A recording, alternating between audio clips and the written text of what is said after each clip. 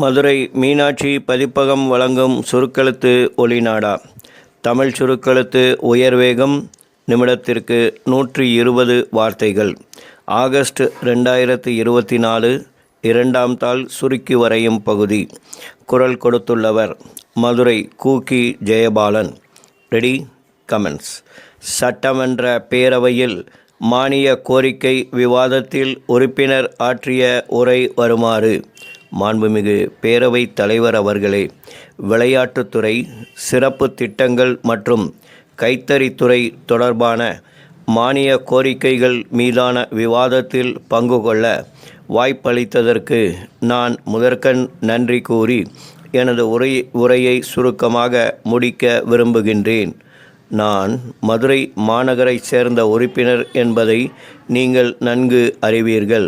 எனவே முதற்கட்டமாக சிறப்பு திட்ட செயலாக்கத்துறை மூலமாக ஓரிரு முக்கிய திட்டங்களை நிறைவேற்ற வேண்டுமென்று கேட்டுக்கொள்ள கடமைப்பட்டுள்ளேன்.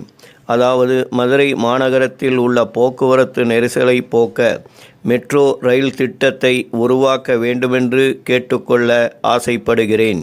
அடுத்து, மதுரையில் தகவல் தொழில்நுட்ப பூங்கா அமைக்க தேர்ந்தெடுக்கப்பட்ட இடம் என்பது 20 ஆண்டுகளுக்கு முன்னரே உழவர் சந்தை அமைப்பதற்காக ஒதுக்கப்பட்ட இடம் என்பதனை அரசின் கவனத்திற்கு கொண்டுவர கடமைப்பட்டுள்ளேன்.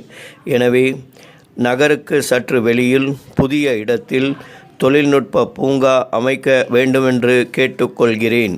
அடுத்து, மகளிருக்கு மாதந்தோறும் 1000 ரூபாய் உரிமை தொகை வழங்கப்படும் என்ற சிறப்பு திட்டத்தை அரசு அறிவித்தது. முதலில் சுமார் 60 லட்சம் மகளிர் என கணக்கிடப்பட்டு தற்போது 1 கோடி பெண்களுக்கு வழங்கப்படும் என தெரிவிக்கப்பட்டுள்ளது. அதனை இந்த ஆண்டு செப்டம்பர் மாதத்திற்குள் வழங்க வேண்டுமென்று கேட்டுக்கொள்கின்றேன்.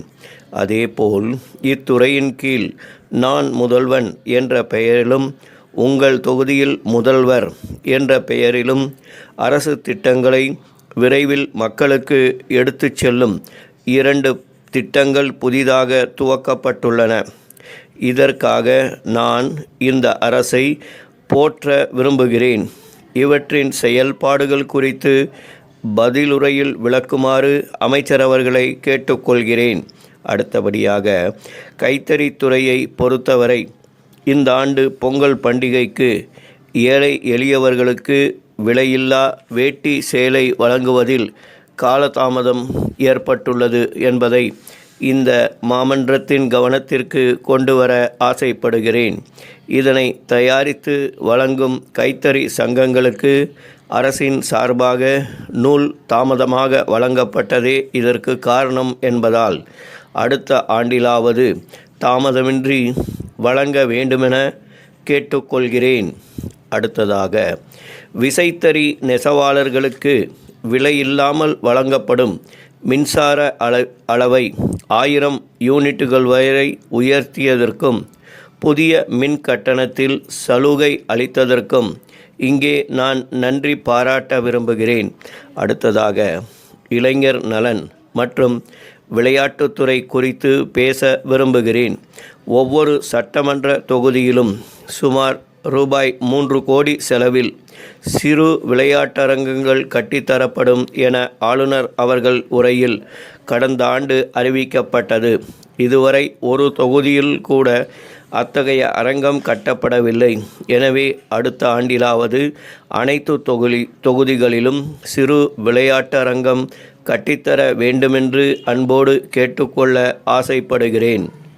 விளையாட்டுத்துறை சார்பாக மற்றொரு வேண்டுகோளையும் முன்வைக்க விரும்புகிறேன். நாம் பிற துறைகளில் முதியோர் ஓய்வூதியம், மாற்றுத்திறனாளிகளுக்கு உதவித்தொகை வழங்குவது பாராட்டத்தக்கது.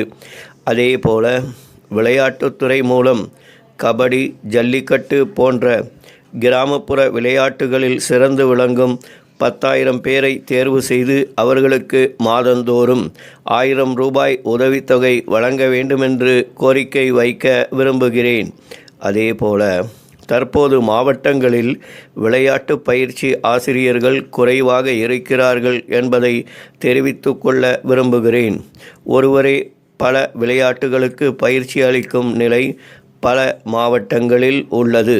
எனவே ஒவ்வொரு விளையாட்டிற்கும் தனித்தனி ஆசிரியர்களை நியமிக்க வேண்டுமென்று கேட்டு இந்த அளவு பேச வாய்ப்பளித்த தலைவருக்கு நன்றி தெரிவித்து உரையை நிறைவு செய்கிறேன். ஸ்டாப்.